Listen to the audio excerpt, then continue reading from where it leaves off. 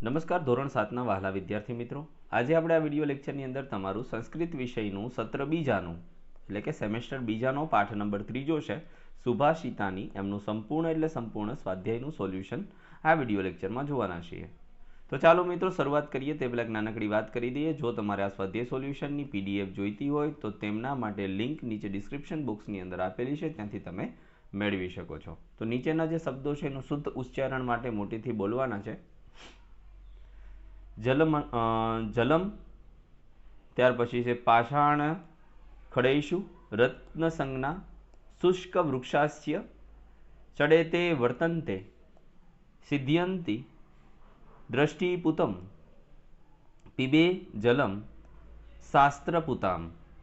ત્યાર પછી પાદપૂર્તિ કરો તો પૃથ્વીવ્યામ ત્રીણી રત્નાની જલમ સુભાષિતમ મુઢ્ઢેહ પાષાણ ખડેશુ રત્નમ સંજ્ઞા વિધીયતે।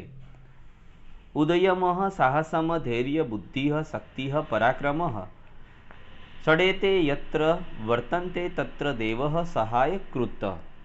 દ્રષ્ટિપૃતમ નયશેત પાદમ વસ્ત્રપૃતમ પીબે જલમ શાસ્ત્રપૃતામ વદેત વાણી મનઃ પૃતમ સમાચરેત। ત્યાર પછી પ્રશ્ન નંબર 3 છે સુભાષિતોના આધારે નીચેની ખાલી જગ્યા પૂરવાની છે। નમંતી ફલેની વૃક્ષાઃ સુપ્તસ્ય સિંહસ્ય મુખે મૃગા ન પશ્યન્તિ દ્રષ્ટિપૃતમ નયસેત પાદમ શાસ્ત્રમ પૃતામ વદેત વાણી ઉદય મેનહિ સિદ્ધયંતિ કાર્યાણી। પ્રશ્ન નંબર 4 કૌંસમાં આપેલા શબ્દો વડે ઉદાહરણમાં બતાવ્યા પ્રમાણે વાક્ય બનાવવાના છે। રાજ્યમેવ કુટુંબકમ ગ્રામ એવ કુટુંબકમ રાષ્ટ્રમ એવં કુટુંબકમ।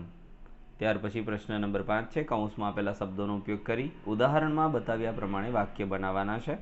તો જોઈએ સીધા જ આપણે વાક્યો। યત્ર ધર્મ તત્ર વિજયઃ યત્ર નાશ્યતુ પૂજ્યન્તે તત્ર નાર્ય પૂજ્યંતુ તત્ર દેવતાઃ રમન્તે યત્ર ક્રોધઃ તત્ર વિનાશઃ યત્ર સ્વચ્છતા તત્ર પ્રભુતા યત્ર સુખમ તત્ર શાંતિઃ। પ્રશ્ન નંબર 6 ઉદાહરણમાં બતાવ્યા પ્રમાણે રૂપો બનાવવાના છે। વાનરઃ તો વાનરસ્ય શુકઃ તો શુકસ્ય પર્વતઃ તો પર્વતસ્ય પુત્ર તો પુત્રસ્ય શુડકરઃ તો શુકરસ્ય તારકઃ તો તારકસ્ય મૂષકઃ તો મૂષકસ્ય કપોતઃ તો કપોતસ્ય ગજઃ તો ગજસ્ય મયુર તો મયુરસ્ય। પ્રશ્ન નંબર 7 છે નીચે આપેલા વિકલ્પમાંથી યોગ્ય વિકલ્પ પસંદ કરી પ્રશ્નોના જવાબ આપવાના છે।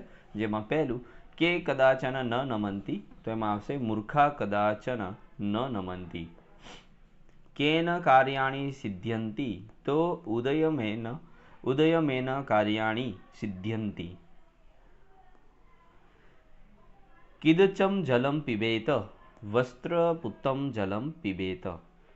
8મું છે ઉદાહરણમાં બતાવ્યા પ્રમાણે ક્રિયાપદ પરિવર્તિત કરો। ચર તો ચરેત લિખ તો લિખેત પઠ તો પઠેત પશ્ય તો પશ્યેત વદ તો વદેત।